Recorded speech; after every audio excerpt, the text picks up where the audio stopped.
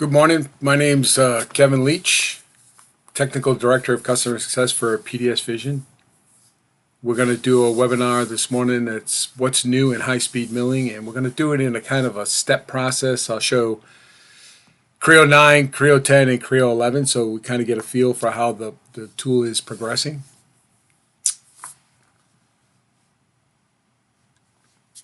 I have 15 years of real-world manufacturing experience. I started by programming by hand, G-code. It was a sheet metal turret press for strip it 750 and 1000. So this is 20 plus years ago. I was introduced to Creo and C at about that time. So I've been using Creo for about 24 or 5 years. I've done programming in the sheet metal, like I said, but also in 3, 4, and 5 axis milling, vertical and horizontal, mostly 3 and 4 axis. Done a little bit of lathe work, not much, but a little bit of everything. So I've been able to kind of get exposed to a lot of different techniques. And like I said, everything from hand programming to a couple old programming software tools, real old stuff, and then Creo, or at the time Pro Engineer, which turned into Creo, and now high-speed milling. And so that's kind of what this webinar is going to be about, is the high-speed milling side of this.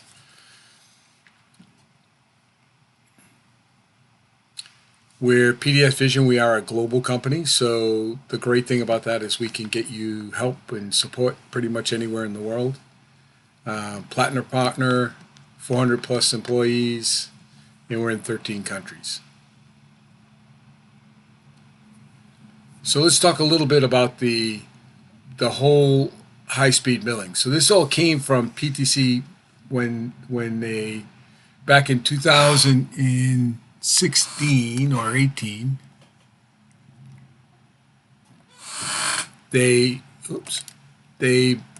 made a deal with ModuleWorks. So, you know, forever we've been able to do volume milling and be able to do complete machining type stuff, drilling, milling, facing, all that kind of stuff. But when they got involved with ModuleWorks, they had made a deal with the company not only to do the verification side of it inside of Creo, which we'll see, but also starting to buy into some of their high-speed milling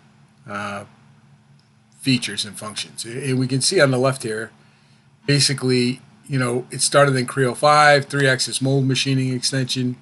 Then it got into B-axis and removing of hidden configs, improved sheet metal, improve S to synchronization, Creo 7, incremental improvements, Creo 8, 5-axis machining, Creo 9, 5-axis geodesic, Creo 10, wall and floor, Creo 11, 4-axis rotary, 4-axis area turning. And we'll go through like these last three. I'm not going to go all the way back to these earlier ones. But again, if you guys watch this and you see something or you have questions on something else that you're not sure about, you know, reach out and we'll kind of help. So high-speed milling is a machining process that involves milling a workpiece at high cutter speeds and feeds using specialized cutting tools and machines. The cutting tools used in high-speed are typically made of high-speed steel, carbide, or diamond, and are designed to withstand the high cutting speeds and feeds used in the process. This technology offers multiple advantages and benefits to the user, including increased productivity and shorter machining times. So in short, I've had this conversation with a few customers, and they'll be like, well, we don't have a high-speed machine. And that's not really what it means, right? What it really means is it's adding functionality to the G-code instead of just going, hey, go from here to there, get to this corner, slow down, go around the corner, pick it back up, slow down. It could be more than that, right? It's the way it steps down the walls. It's all of the algorithms in that sequence. So this is not just built for a specific type of machine. It's built for all machining that does this kind of work, right? This kind of mold work, long, you know, walls that are stepped down, that are got draft to them, and those kind of things. There's also the complete machining extension. So I don't want everybody to think that all there is high-speed milling, but it pretty much covers everything. So this is just a slide to kind of reiterate that we have both the high-speed milling, but we still have all of the old advantages to the regular Creo 3, 4, and 5 axis. Drilling, milling, turning, live tools, pretty much everything you could possibly think about. So full complementary package. The high-speed milling is an extension that's on top of that. So this is, like I said, it came out in Creo 5, and it adds things like high-speed rough, rest rough, finish, and rest. And this is a snapshot from like Creo 8. There are more icons now, which we'll talk about as we move on. But customers that require high-speed 3-axis machining capabilities, right, for mold and dies, anything that has those walls that are tapered, right, it's going to help speed up that process. Find a quicker way to get through. Find a better way to sync the passes, right? All right, so the one thing in here is there's this adaptive roughing and rest roughing. And again, this is just to help, give the system, although the G code at the end of the day will be longer, it'll be a bigger G code, it will help facilitate getting the most out of your machine that you have. So that's kind of one of the ones we're going to deal with here. New Creo 8 is high-speed 5-axis rest rough, auto deburring, high-speed 5-axis geo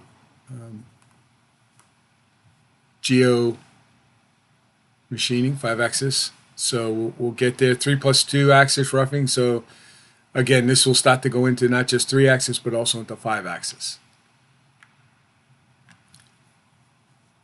High-speed rough constant load performance improvement. So general performance improvements due to latest module works currently using multi-threading, right? So this has always been a Creo thing where machining has always been very CPU heavy, meaning that it takes a long time to kind of regenerate sometimes, especially when you get into big volume mills.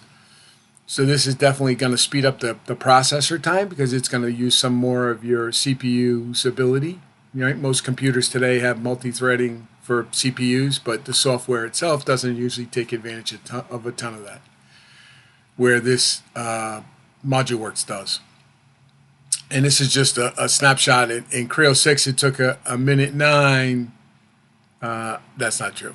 Creo 6, it used plugin 1.09, plugin 2.011, but down bottom here, it's showing us the difference, right? So in Creo 6, this particular sequence took 9 minutes to regenerate. Now it's down to 4, then down to 3 and 1, and again, a minute and a half at Creo 10.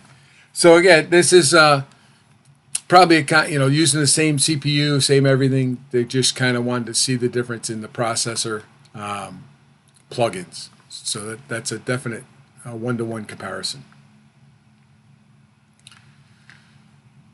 The Creo high-speed milling extent helped reduce milling times in tool wear and complex 3 and 5-axis machining operations, right? So if we look at that, we can see that would be a very, it's got sloped walls, it's got a lot of intricate little spots. It's going to take a lot of time and energy to mill. And that's kind of really what this tool is designed to help speed up and make faster.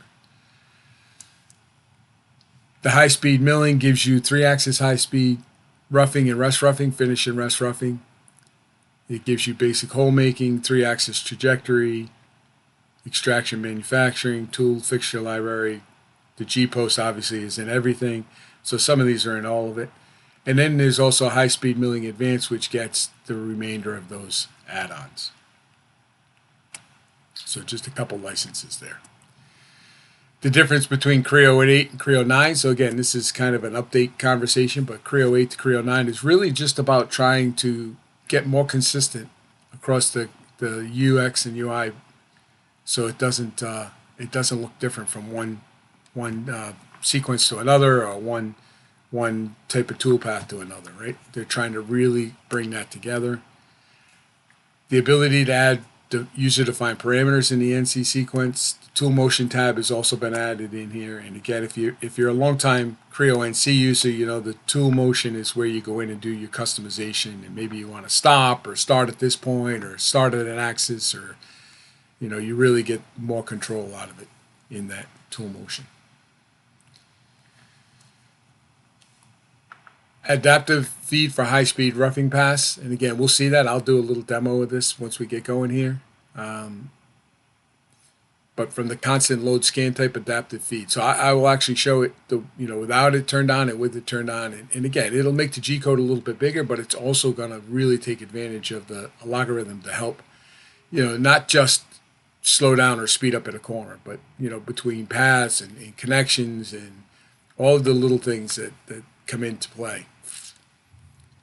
Profile passes and cutacom support for 3-axis rough as well. So, and again, depends on your machine and depends on your programming style. I do a lot of cutacomp work, and sometimes it's nice to be able to go in and just add cutacomp to get adjust for the tool. Geodesic 5-axis finished toolpath, and that was brand new to this version as well. All right, so let's take a look at Creo 9.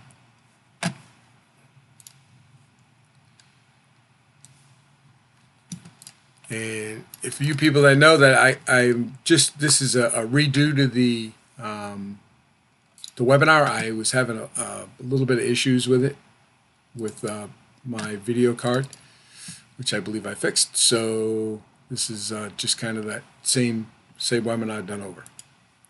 All right, so I've got multiple versions of Creo open. I've got Creo, this one's Creo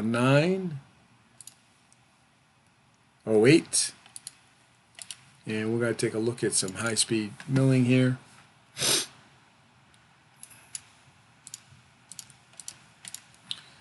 So we can see we have a vise setup. We have two sections of a die, the bottom and the top.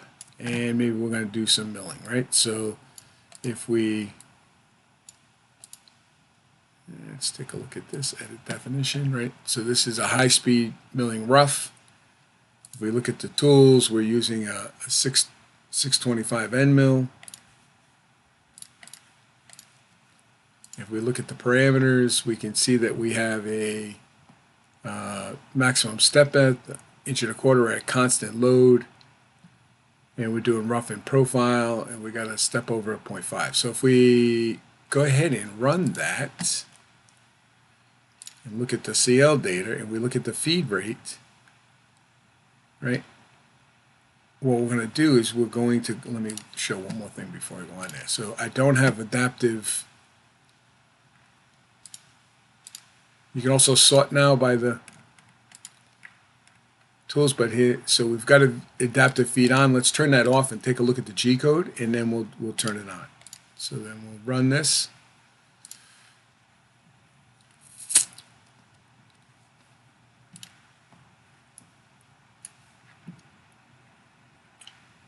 We'll let that run out, and then I'm going to just go to G code for that one. So save a file. We're going to do it by NC sequence, and we're just going to grab that first high speed one here, just because I want to look specifically at the high speed. So make sure I know where I'm going, and let's add in.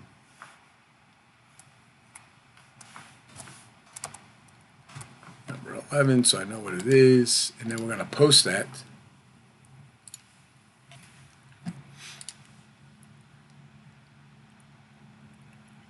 And I'm just going to use a Haas 3-axis, just so I know, pretty familiar with that post.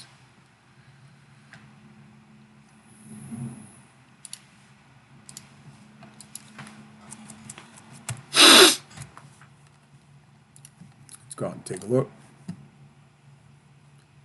So that was Creo 9,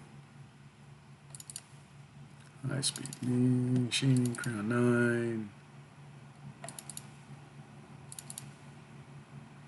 date modified, and there's the one we just created, right? So 916, it's 916. We'll run the tape file in here, and we'll look for feed. So Control F, and we're going to look for Fs, right? So we have a feed 100. 100, 100, right?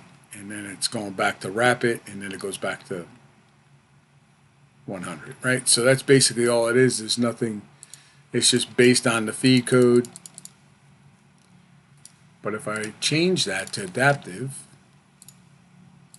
and rerun it, so parameters, right? There was where our feed came from. And went in and said yes.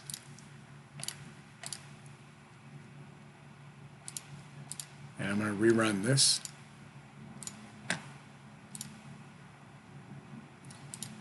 First one, file, we're going to give this a new file name of 12. See, now we used 11, so we know which one's which, and we can compare afterwards. And then post it.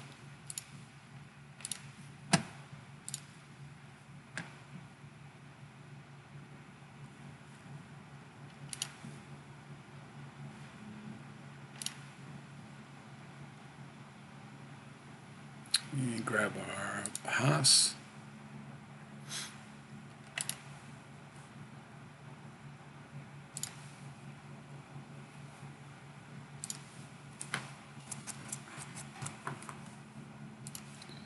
And go take a look. So here's our 12. And now if we do the same, it starts out with the feed 100. But then we can automatically see it's slowing down, picking back up, and we can give it a minimum feed too as well. But you can see how that now those lines are definitely more control over your feed, right? So it's using that to its benefit.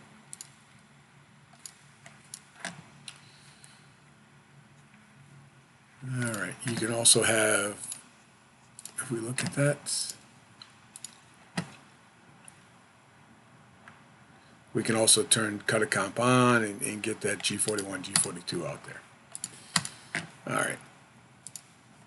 View, close. And then this was just the add of the geodesic 5-axis. I'm not going to do much in here, just kind of run it, but just so you see it. And that's not what we wanted. We want the manufacturing file. Right, so these were, if we look at the mill, we can see that these are the new features in here in Creo 9. So this is the geodesic 5-axis. And if we look at this, we go in, first of all, obviously you always need a tool, right? So we're just using a ball end mill.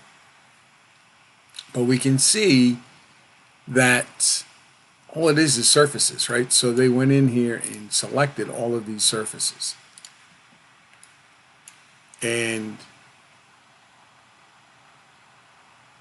we have a couple options there to morph between the two curves, containment, user defined, right? So we have some of those options, and of course our parameters. But then we can just take a quick look at that, and we can watch how this thing is going to work.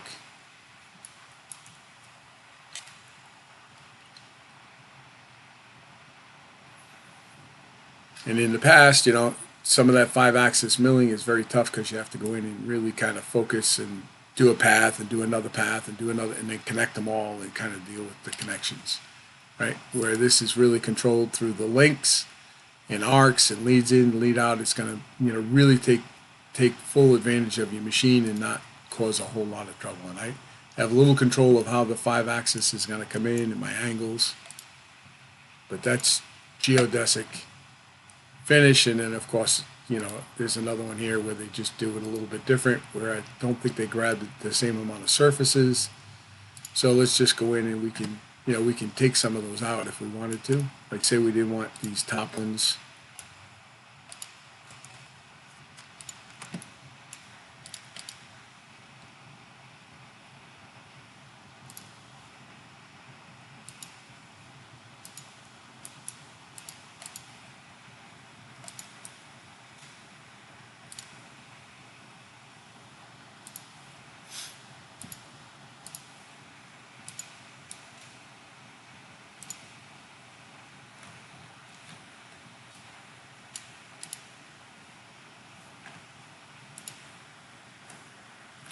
All right, so I'm going to remove them all, Control A.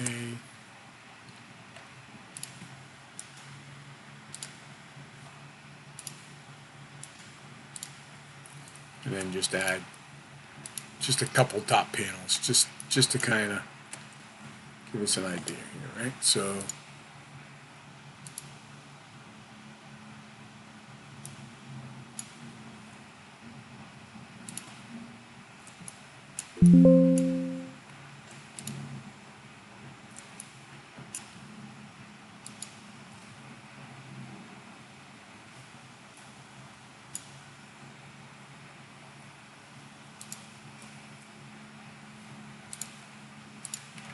All right.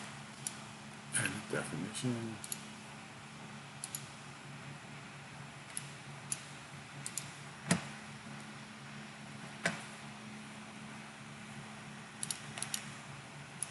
Right, here we can see how we did them a little bit separate. We removed all these other outer ones and just did the pockets themselves. So that's the geodesic 5-axis.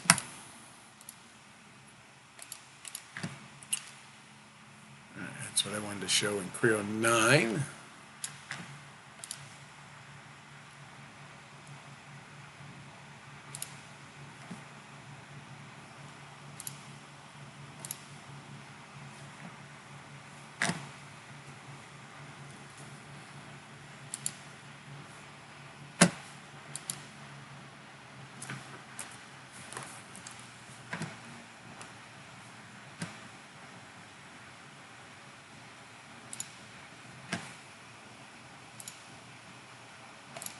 There we go. So that was Creo 9. We're going to go into Creo 10. In Creo 10, they added 5-axis finish for the floor and the walls and barrel tool support. So this is brand new to Creo, Creo NC, and that is the ability to, instead of just using a ball end mill going down the side of the surface, which again really makes you focus on the cusp here and what kind of a step we have, so we don't leave a giant, let me zoom in a little bit better, giant edge there. We can now use barrel mill tools to help, take bigger cuts and keep a cleaner finish. So 2 new commands, wall and floor 5-axis finish, allow for bigger step overs using the same cutter speeds, high quality surface finish in a fraction of the time, right? So this is really a time saver on the 5-axis milling.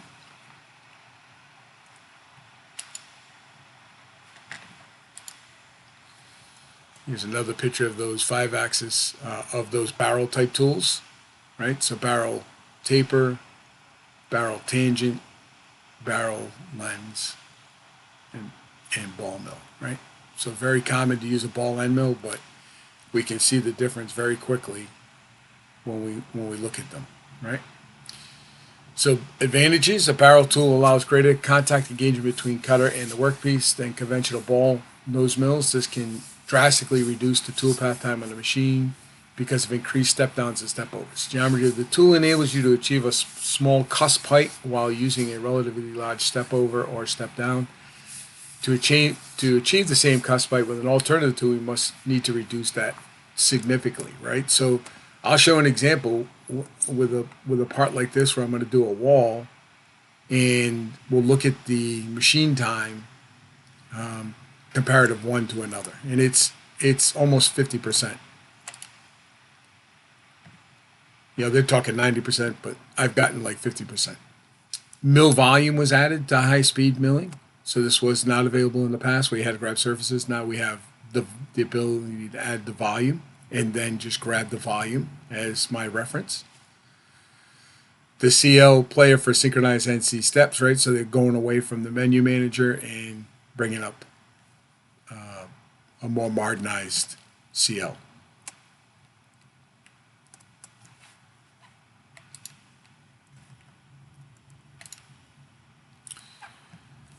This is the example I'm going to show. Actually going to do this wall, but we'll see the time difference. So you can see in this particular one, I don't know that I got them both, but it was like 6 or 7 minutes, and I got it down to 3.3 minutes. So we'll take a look at that live. This is Creo 10.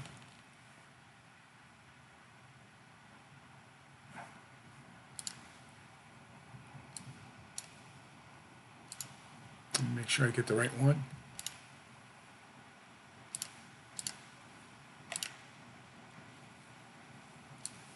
All right, so this one's Creo 10.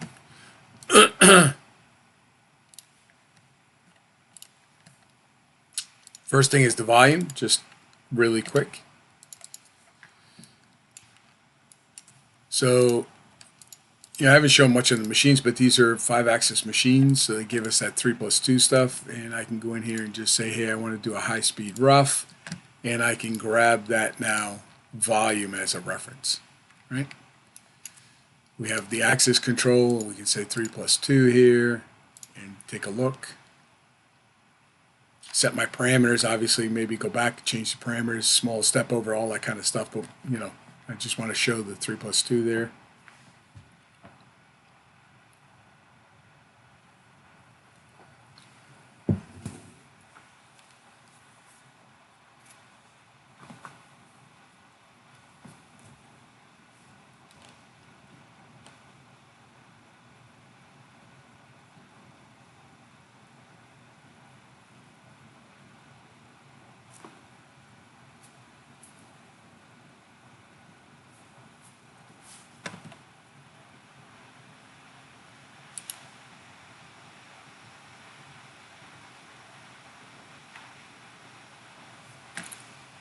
Let this catch up.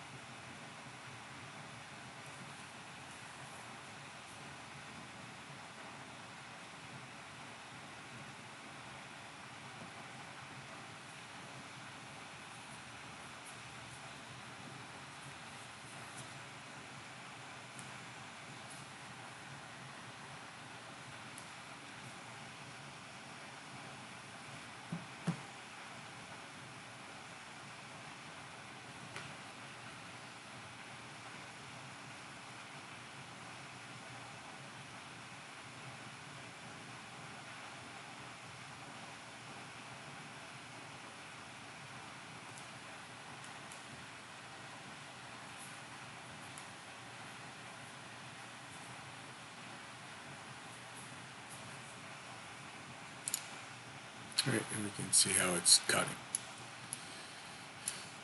So, you know, it took a couple minutes to kind of generate that path. And, you know, again, we could make it tighter or smaller or faster or whatever we wanted to do by the step over and size of the tool. But ultimately, you know, the 2 minutes it took today, in the past, I've sat here 8 to 10 to 15 minutes to do a very similar type path. So that was new in 10. This is the floor and wall example, same part.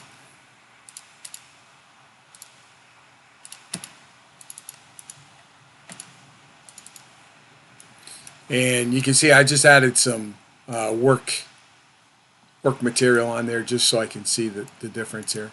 But if we look, we can see this is where we're talking about wall 5-axis finish and wall floor 5-axis. Really, we're going to focus on the wall here. Do an edit definition, and this is using, right now I've got it set up, we'll do it with a ball end mill. We'll take a look at that.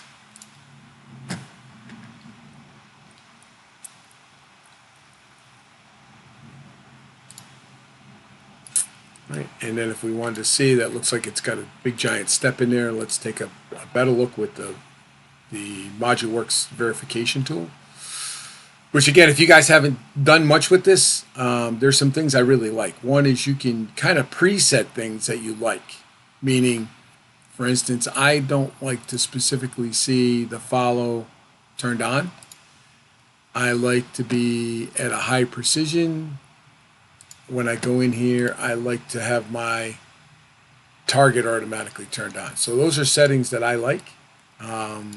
That's simply done by going to settings here and saving these settings or load these settings, right? So you can save this to the load directory where the ModuleWorks is down inside your install path. Once you've got it set the way you want it, and then that way you're pretty well set, including things like the compare. So I don't do the compare a ton, but if you specifically wanted to always compare the remaining material to the stock with different colors, you can preset all that and then save that off as well.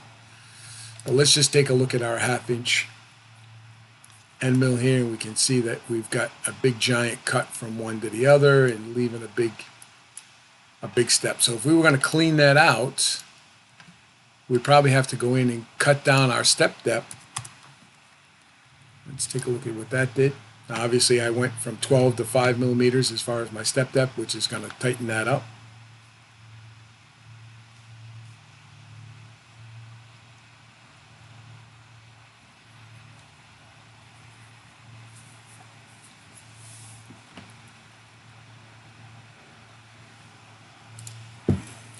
So in order to get, now this would be just a finish. That's why I've kind of got just a little bit of work material here. I didn't worry about the rough or any of that. But we can see now that I'm getting a much cleaner finish. I wouldn't want to go too much smaller than that with the ball end mill, or too much bigger than that. It's still leaving a little bit of a cusp. But what does that mean, right? So what is that in terms of time? Well, if we look at our little time generator here, we can see that's a 13.56 minute sequence. And if I switch that to a barrel tool, so if we go back over here and I go to a barrel taper tool, and then I change my step depth out to 12, like I had when we first walked in here, what does that mean? Well, let's first take a look at this, see what this looks like.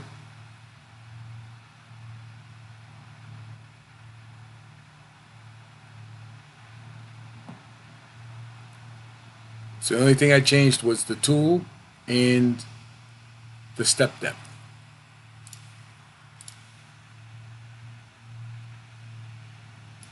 But actually, it looks like we're getting almost a better cut, less cusp, and we're getting a deeper cut. So how did that work out? Well, if we look now at our process, and we were 13.56, and we did it again, we can see that sequence now is down to 6.73. So again, if we had roughed that thing down and gotten, you know, a thin bit of finished material left, then we went and did our finish, we can definitely get a lot more, way quicker with a barrel tool than a ball end mill. And that's really what this was all about. And of course, they've got one in here for floor finish as well, where we can use that barrel lens tool, which is going to give us a, you know, if you look at the tool profile, it's going to give us a little bit more. I don't got a, I don't have any material at the bottom of this, so we'll just look at it this way. But you can see how that's going to give us a much more of a cut. So cleaner, better, faster. Okay. I got one more example of that, and I did just a simple test part, basically a mold volume with an angled wall. So if we look at that part, we can see that we have some simple taper in here. I think I did this as a cut, right, with a little bit of taper. So 3 degrees of taper, and then I went and put my rounds on. No big deal. I just wanted to see what the difference was between, you know, actually doing it. So this one's a rough, and then let's just do it this way, right? We can see we went down, we did our rough, and we left a little bit of wall, and then we want to do the wall finish. So if we look at that together, and again, I could show it with a ball end mill as well, you know, to see the difference in the, you know, actual time of this tool. But we just want to kind of get a rough idea of what that's going to look like in a more typical mold type scenario.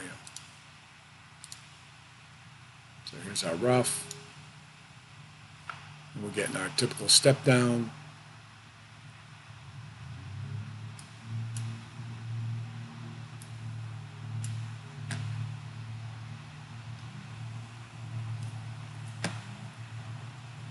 And it's going to switch over to the barrel tool.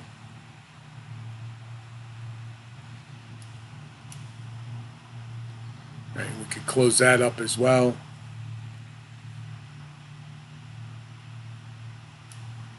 That's actually with the ball end mill. Right, so that's why we have those big cusps there. Right, so if we look at that added definition, we can see that that tool is at ball mill.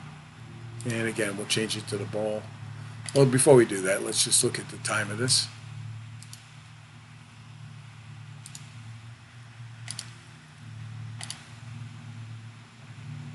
It's not going to let us look. That's all right. We'll just really focus in on swapping out the tool, right? So I didn't change anything else. I didn't change any parameters.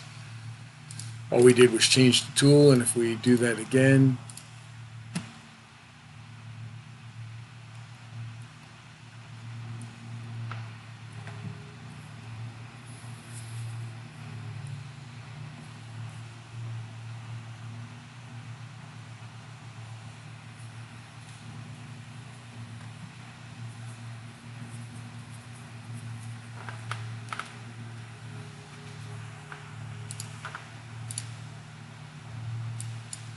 so there's our rough. I remember the huge cusp that we were leaving with the step down that I had with the ball end mill. Now let's take a look with the barrel tool.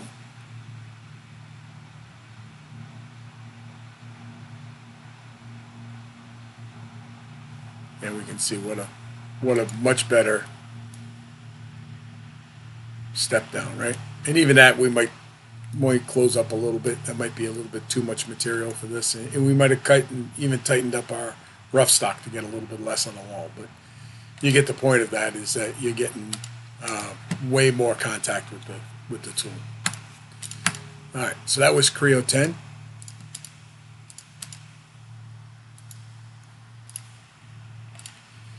And let's bring up the slides again. We're going to do Creo 11 next.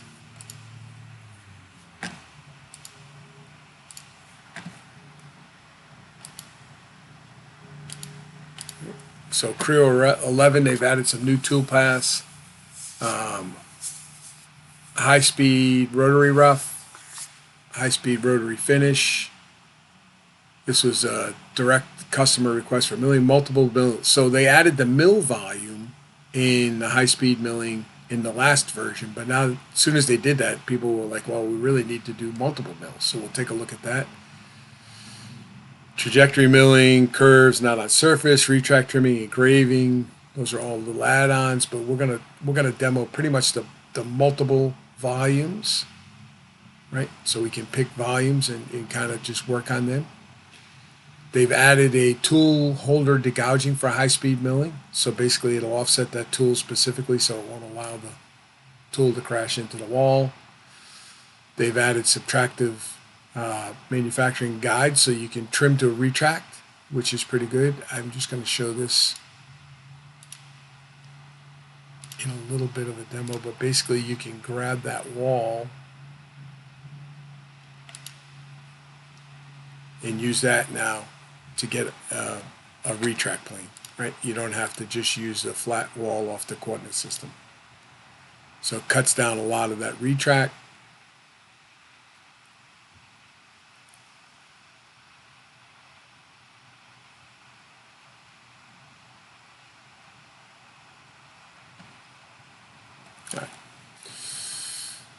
So trimming the retract movements to a user defined. Now it's possible to trim the retract movements to a user datum plane as opposed to the other. Trim retract out for volume, profile, drill, face, and trajectory.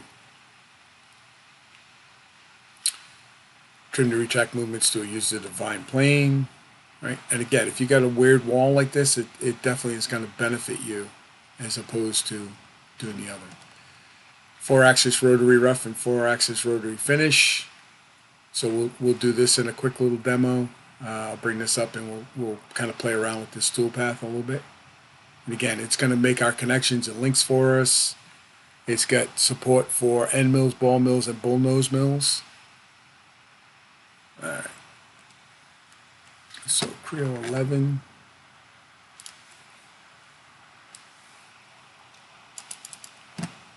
File. Let's just make sure about Creo parametric. Creo 11. And let's start with the multi-mill, multi-volume.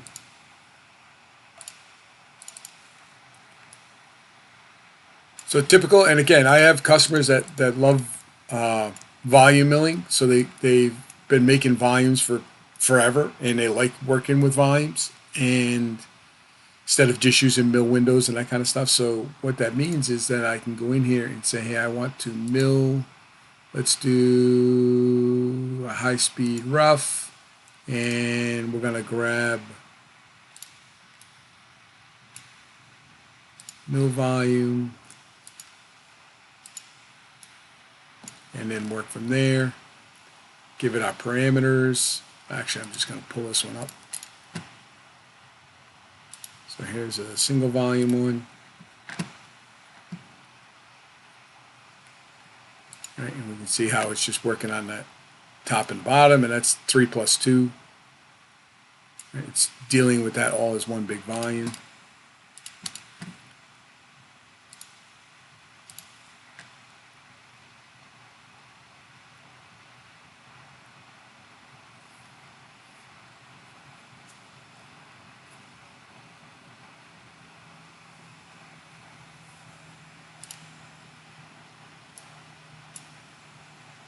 Right, and that one's different, right? So if we look at that,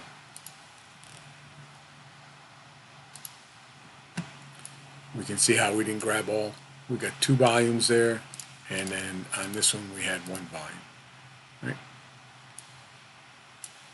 And of course, based on the tool, so if we look at that again, edit definition, if we look on that tool and we play, we'll see that it's a very short tool. It's not going to get in there and kind of get too much in there. Right, so if we look at that.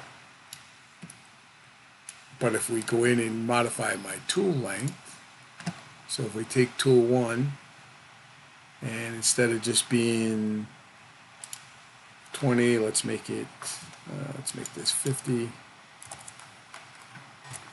Let's make this 40. And we'll see how much more, just by the length of that tool, how much more we can get in, because it's avoiding all my clamps and everything else. And this is being done with the axis control being 3 plus 2, which I'll show in a second.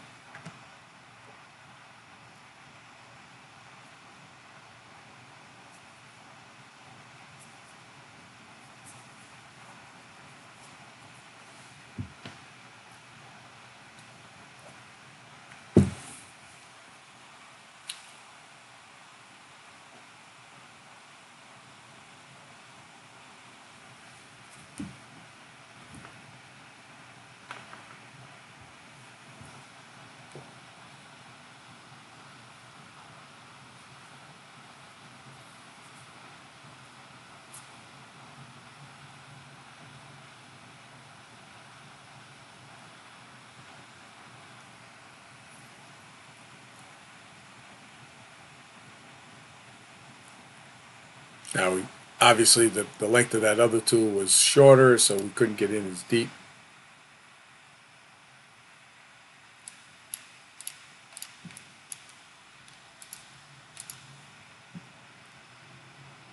Let's do it as a verification.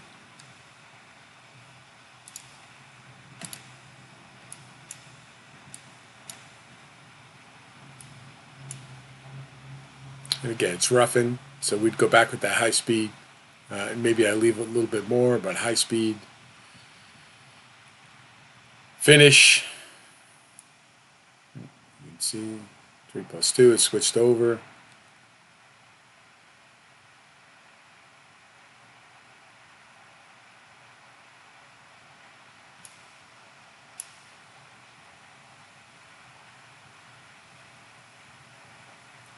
And again, I've done some of this really pain in the butt kind of work in the past without having any of these ability to go in with the tool and kind of really be able to get that much work done, and having to do things individually and this surface and that surface, a lot of sequences to kind of get there, right?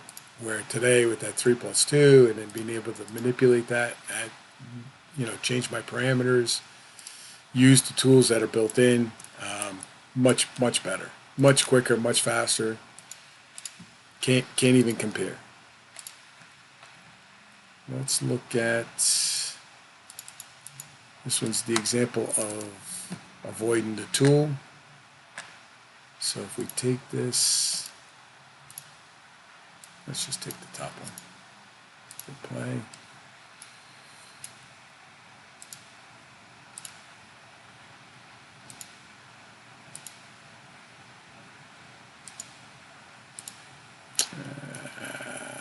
me get to a point where I could get a good look at this. But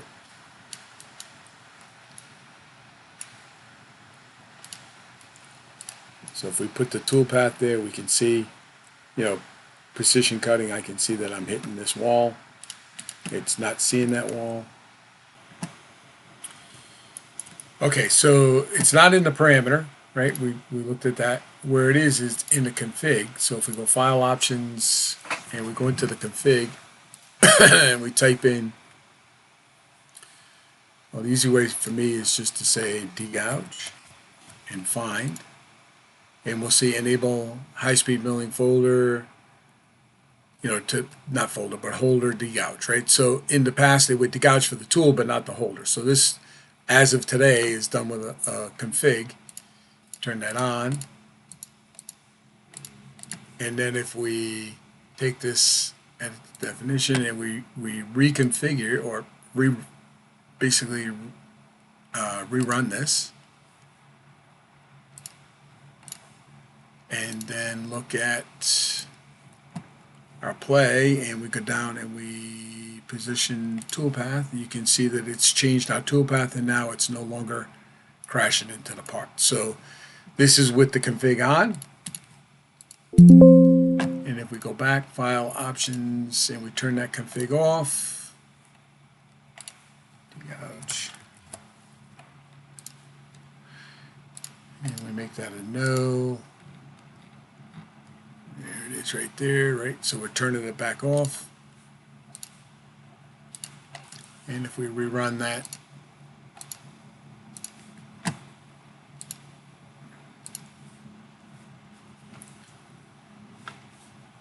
and then tool position, we'll see that now it's crashing the tool holder into the body. So that was the change. And then I also wanted to show, did multiple volume. This last one called rotary milling, which is brand new as well. This is a really a nice sequence. I'm just going to grab it, start fresh. So the minute I pick high-speed rotary rough, it looks at my model, it looks at my workpiece, it gives me some nice draggers here that I can control, right? So that's where do I want to be on the outside, and maybe I don't want to go all the way in.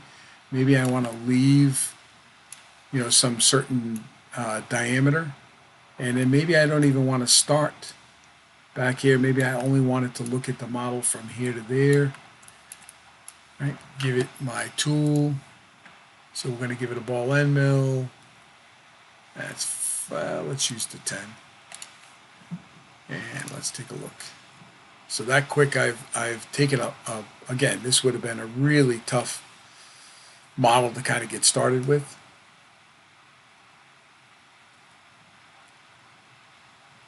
And with just a couple quick clicks,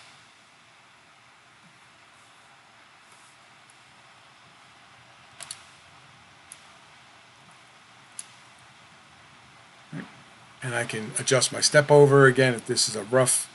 Maybe I want it to be a little more rough. Let's take a look at that real quick. So step depth. Let's go to cut feed. Step over. Let's go 0.75. Right. So again, this is going to be my rough.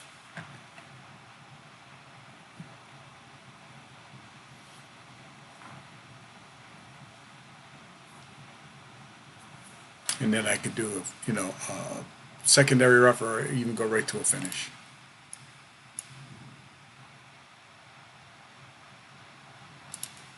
And there we go. Right. So that's the new high-speed milling axis rotary rough, and then of course I can always do a finish. Okay, so that was kind of the things I wanted to show. We're coming up on an hour. I appreciate everybody's time and patience. If you get you need some more information, let me show this again. All right.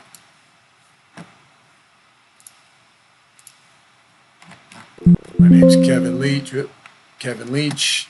This is my email at PDSVISION.com. This was about high-speed milling and the updates to high-speed milling. Thanks again. Everybody have a nice day.